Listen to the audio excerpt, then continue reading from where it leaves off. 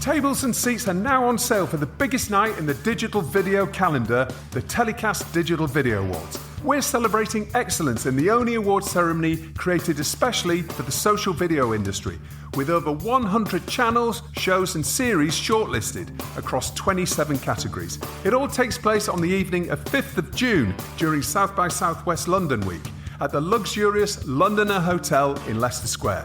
The guest list reads like the who's who in the next generation of entertainment. So book your table, half table or seat now and join the talent and executives shaping the content industry of tomorrow.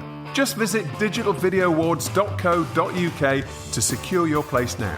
The TellyCast Digital Video Awards, the biggest night in the digital video calendar. We'll see you there.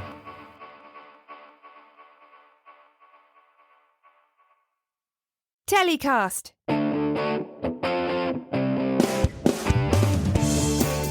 Hi, I'm Justin Crosby and welcome to another TellyCast. What IP and genres perform best on YouTube? When's the best time to post new content, and does that matter?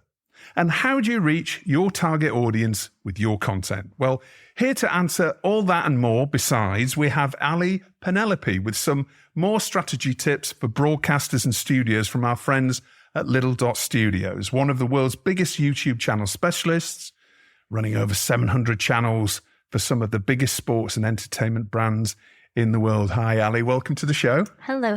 Thank you for having me. Not at all. Thank you for being here. Mm-hmm. And it's been great. The last few weeks, we've had James Loveridge on the show from Little Dot Studios, and he talked to us about strategies for TV producers. And then we've also had Graham Swallow, who was talking us through a little bit more detail about optimization tips and metadata and all that stuff. So we got really into the detail of that a few weeks ago.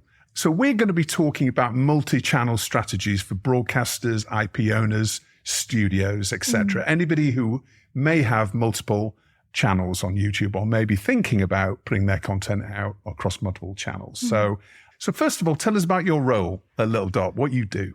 Yeah, absolutely. So I'm a partnerships director. My boss is actually James Loveridge. So I work with him in our entertainment department on a number of different clients. So I know he mentioned the Graham Norton show. I work also with Hot Sauce, which does the Jonathan Ross show.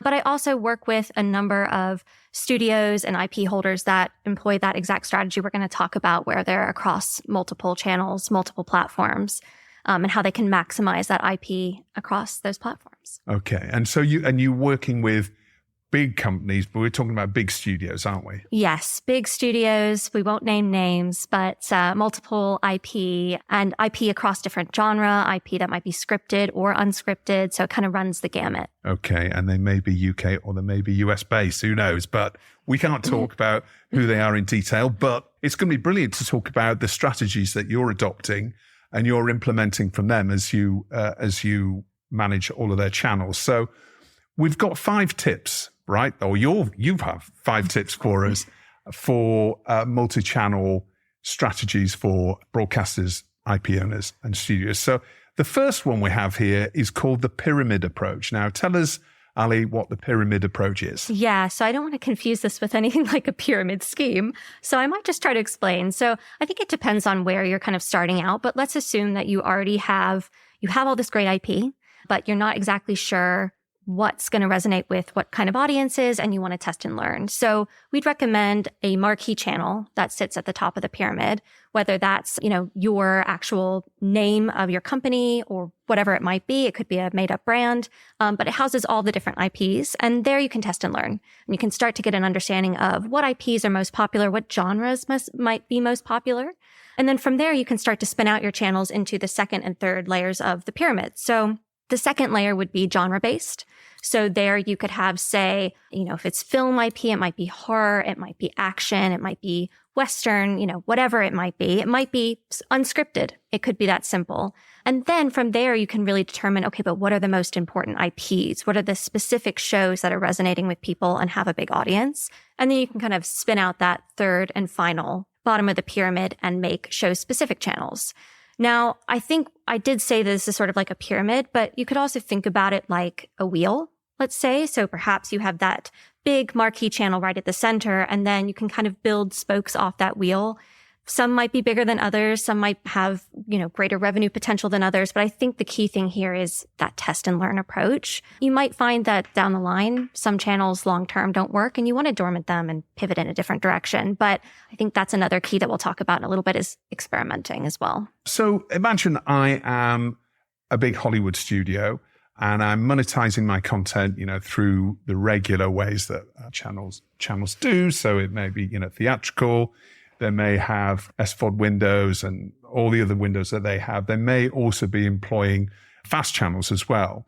So typically the clients that you have, they are looking presumably at YouTube for, as opposed to brand recognition, it's about driving revenue, right? Sure. I think that's really another important part is what the core KPI is going to be. Yes, most of the time it's going to be revenue. But it might be brand awareness. It might be just audience generation or just trying to discover which type of audiences you might have. But typically it is revenue generative. So that also can inform the type of strategy that we employ. I know James spoke about it previously, but being able to lean into long form across your network is also incredibly important and lucrative for revenue generation.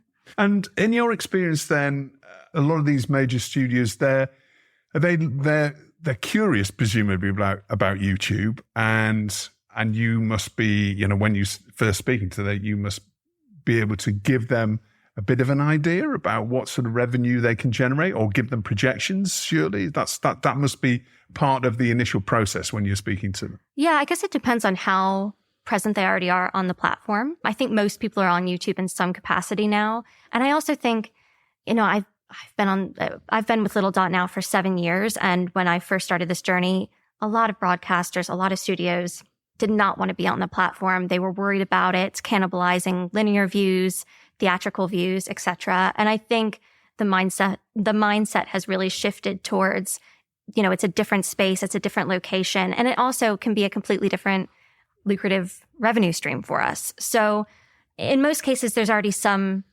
visibility on the platform in some capacity.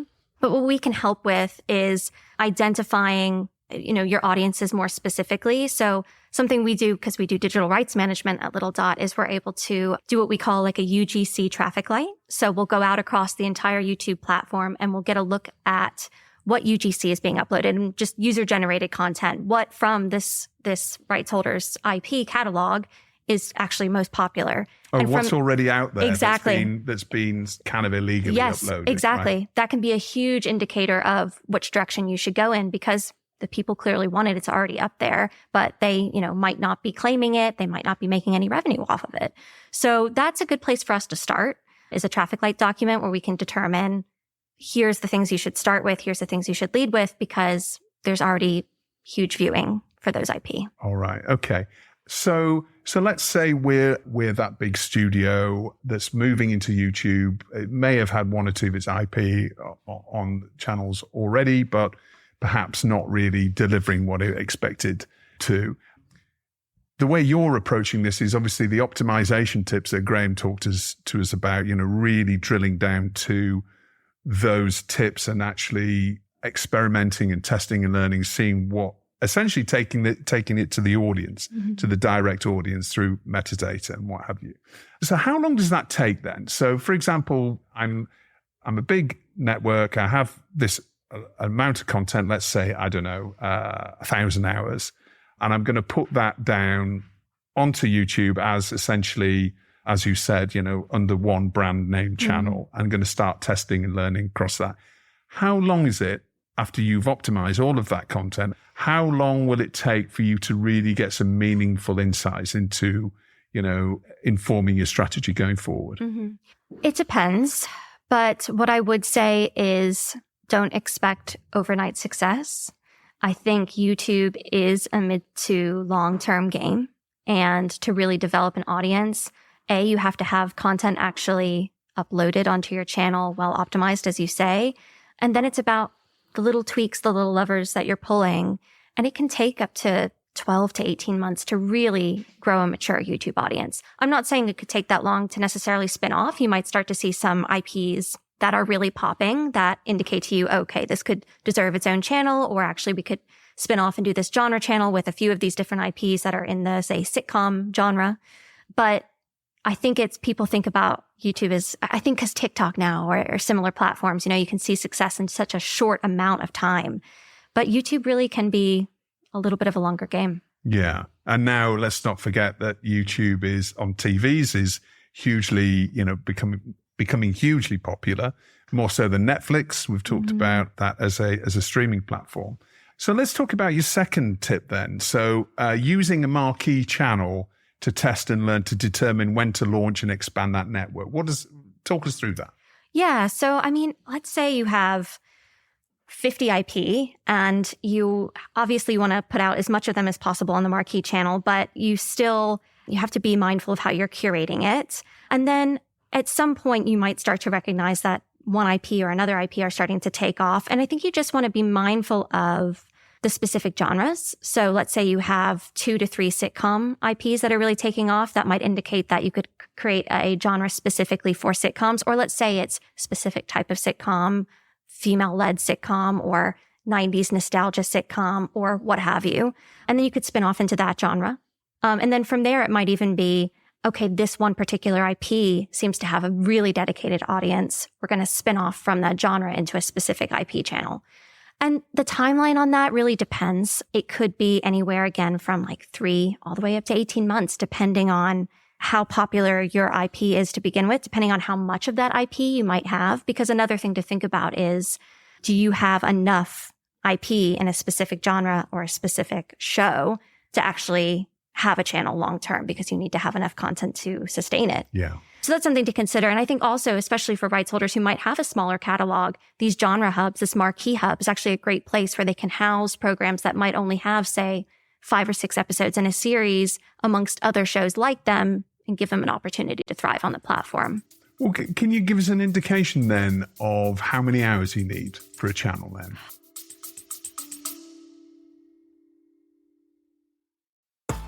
Want to get ahead in digital-first content? The Drop is the go-to newsletter for industry professionals, delivering insider news, trends, and insights straight to your inbox. Navigate the fast-changing landscape of digital-first production, distribution, and monetization.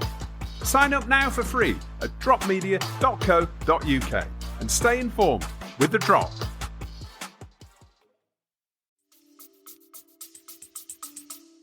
For a channel itself, for a single channel, I would say probably, as much as you can get, definitely, but a minimum of, say, 50 hours.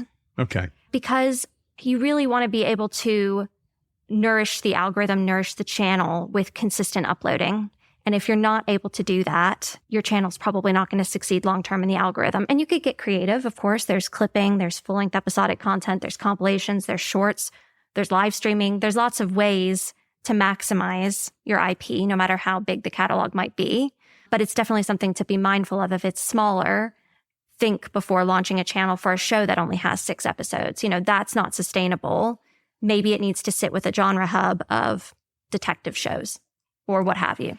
And how would you know then to make that decision? Because I think let's just follow that for a second. So I've got a particular show which I have 100 hours for example, let's say, and it's performing well within my overall channel brand. And I decide maybe it is time to spin it off onto its own channel. Mm-hmm. What will determine that? Not only obviously the number of hours you've got, but is it watch time? Or is it the number of subscribers that it's driving to the main channel? What is it, the key metric that you decide, yeah, okay, we should launch our own channel now? Sure. I think, again, it's going to be dependent upon KPI, but primarily, in most cases, it will be watch time. Is it driving watch time? And is it driving revenue? Again, you might have a show that's hugely popular, but gets easily demonetized. So it just doesn't make sense to spin it off into its own channel. But I would say if it's monetizing well, if you have viewer retention, so people are not just clicking on it, but sticking around and watching it for a long time, views can be a good indication. Subscribers, not so much, because YouTube is a search engine and most of your viewership is going to be coming from non-subscribers anyway. So you're going to want to try to hit people who are looking for similar content on the platform. So I think it's a little bit art, it's a little bit science, because in terms of a benchmark to say at what number, is it 100 million views? Is it 100,000 hours?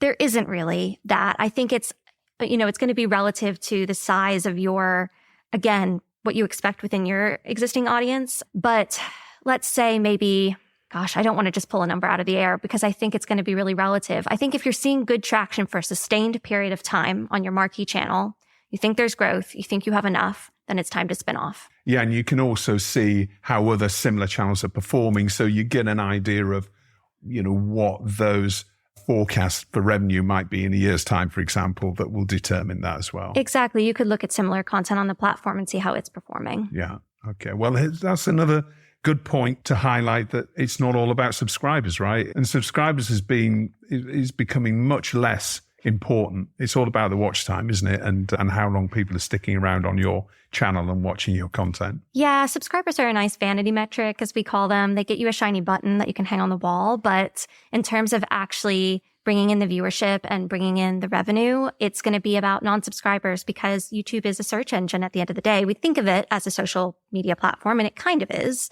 But really, it is a search engine. It's driven by how well you optimize your content. And so that's why having a multi-channel strategy approach can be so lucrative, because you can have the same piece of content across multiple channels. So let's say you have a really popular IP, you host it on your marquee channel, you host it on the respective genre channel, maybe even multiple genre channels if you have a big enough network. And it also has its own IP channel, and it could be the same content or very similar content. You're optimizing it slightly differently. You're hitting completely different audiences, because how many people are watching YouTube?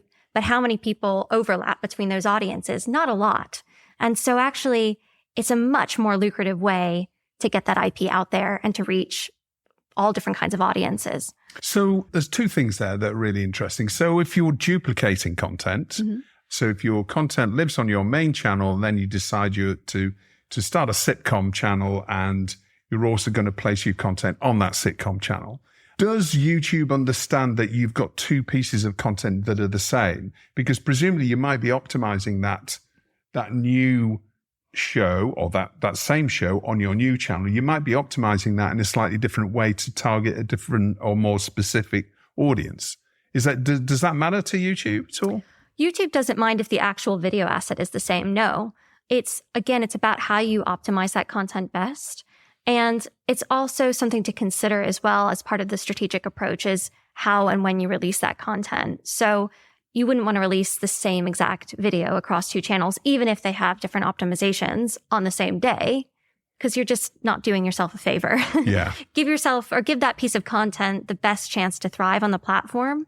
Some people in the network team, because we employ this method with our owned and operated network, call it waterfalling, where we release a piece of content on one channel and then we have a window before we release it on another. Now, what that window looks like is something that we actively test and learn at Little Dot.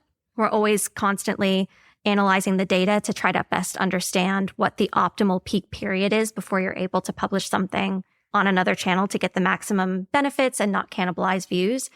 In general, we find it peaks at 30 days, but that can really vary from client to client. So again, it's something that we are able to investigate more deeply when we work with a client across multiple channels. Right. Okay. So let's stick with this new channel that we've launched, this sitcom channel with 50 or 100 hours, for example. So this is not about putting all of that content out to begin with. It's like, let's optimize 50 different hours of video and then stick it up automatically at the same time.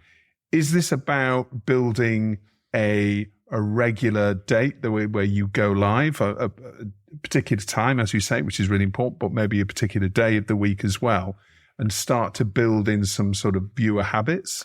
Yeah, I know that we've sort of spoken about how subscribers aren't as important, but I still think for the algorithm, that consistency and that same day, same time can be really important, because the algorithm will pick up on that.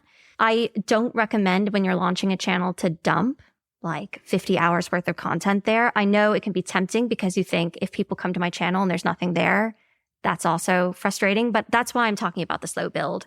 Because if you suddenly dump 50 videos, none of them are going to do well. No. So it's about launching and strategically and consistently putting content out at the same time, the same day, ideally. Although that's, again, something we test and learn, and really depends on the audiences you're trying to reach.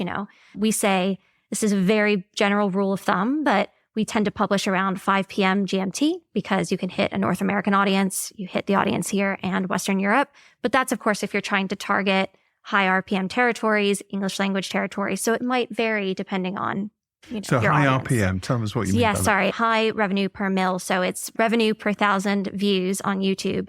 And English language territories tend to yield a higher RPM, which therefore generates more revenue for a video because advertisers want to put their ads against English language speakers. So the United States, Canada, the UK, Australia all tend to be the territories where we see the most revenue generation for our clients. Okay. And so we're talking about taking hopefully our subscribers and our community and building that on a journey with maybe a weekly upload of a new show. Are we also talking about shorter form content to help promote every episode as well? Because obviously YouTube Shorts is there, and for clips under 1 minute, that can actually help generate interest in the main clip as well. Yeah, I mean, we haven't really talked about length and format yet, and how that can play into this approach. And again, it kind of depends on your KPIs because, as I know it's been mentioned, long form is king for revenue. The longer, the better. And again, that long form revenue can be duplicated across all the channels in your network. And it's very good for also building an older viewership. People are watching on connected TVs. Older audiences tend to watch longer content on YouTube, whereas shorts they're the ones reaching the younger viewers, but terrible for revenue generation. Yeah. Really good for engagement, can actually be really good to drive subscribers to your channel. But if revenue is a key driver, you don't want to rely on a strategy that's heavy on shorts. And I suppose nobody's watching shorts on TV, are they?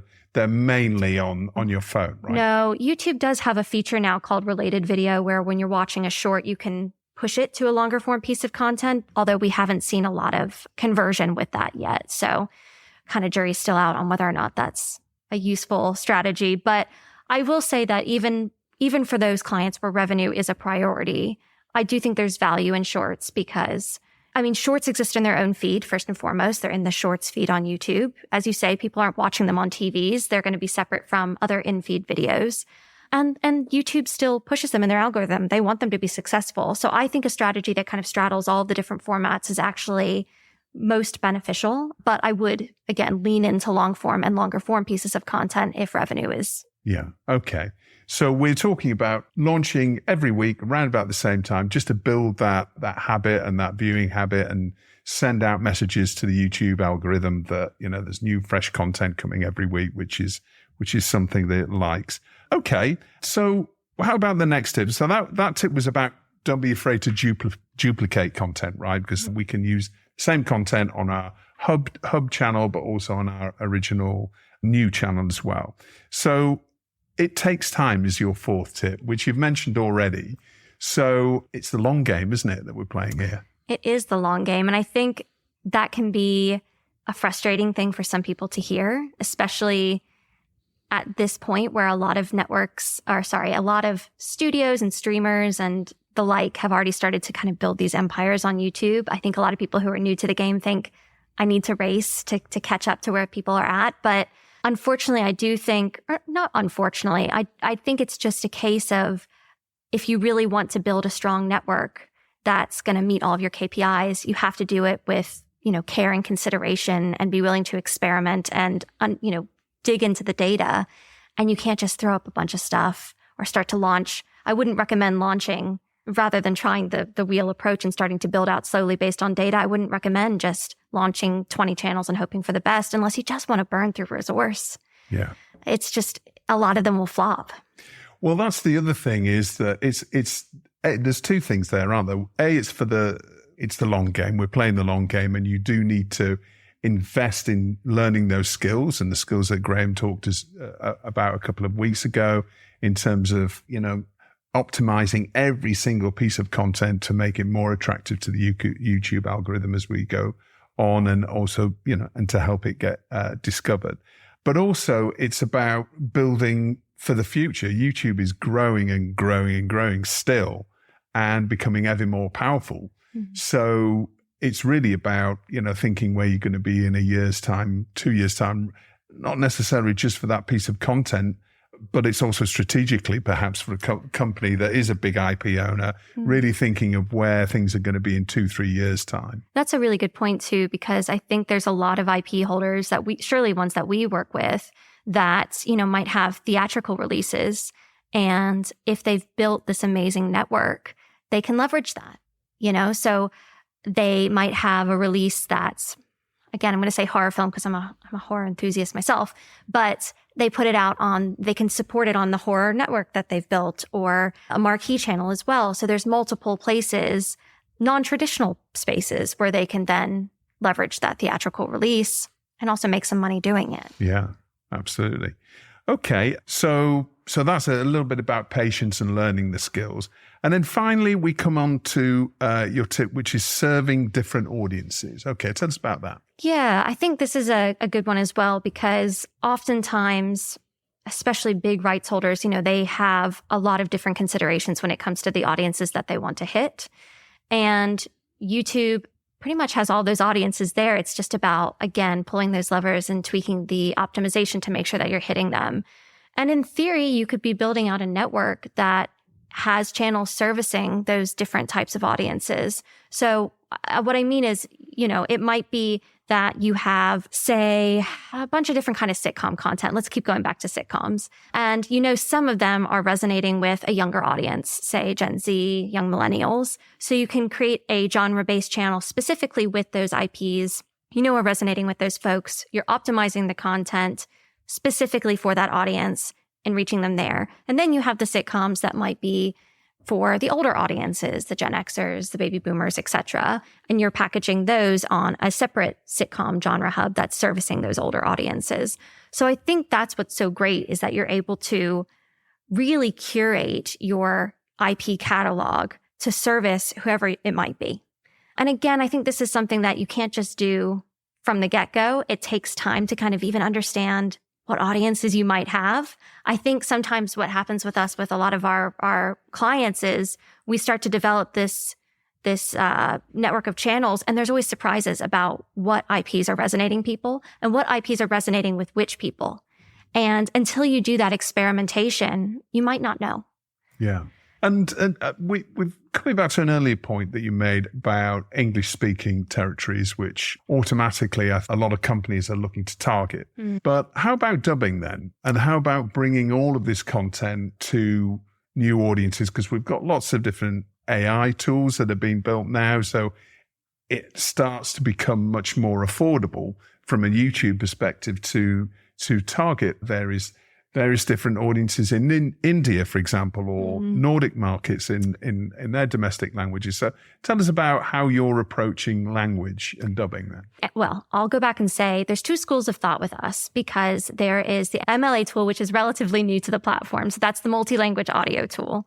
And you might be familiar with, say, Mr. Beast is using it. He previously had all of his foreign language channels separately from his main one, but he's now dormanted all of those, and he's using the multi-language audio tool on his main channel, which means he's able to have dubbed tracks on all of his videos and subtitles on all of his one single upload. Are we talking, is that automatically dubbing them, or is he actually uploading different dubs for each language? He goes away and he has actors who create those dubs for him for all those different languages. So similarly, if you had, say, in this case, like a theatrical studio, they would have to provide the dub versions or the sub versions of those audio tracks. Okay. So you could use the MLA tool, which is, again, relatively new, and we're still gathering data internally about how successfully it's able to reach audiences in those different territories.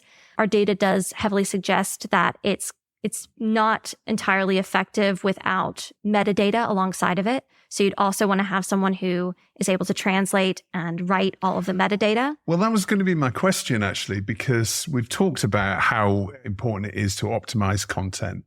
Yeah. So if all of a sudden we are uploading a dubbed audio track, then into the same, essentially on the same video, which is hosted in the same place on YouTube, then wouldn't you also need to upload international language metadata? Yes. And then in theory, it's served whatever the user is logged into, the language that they've chosen is how that metadata will appear to them if it is available.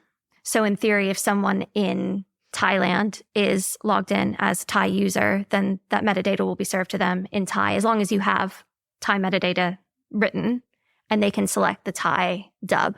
But at the moment, they can only do that if you're creating different videos with different language metadata. Yes. So it's a bit complicated. And I think the biggest takeaway from that is that's a lot of resource.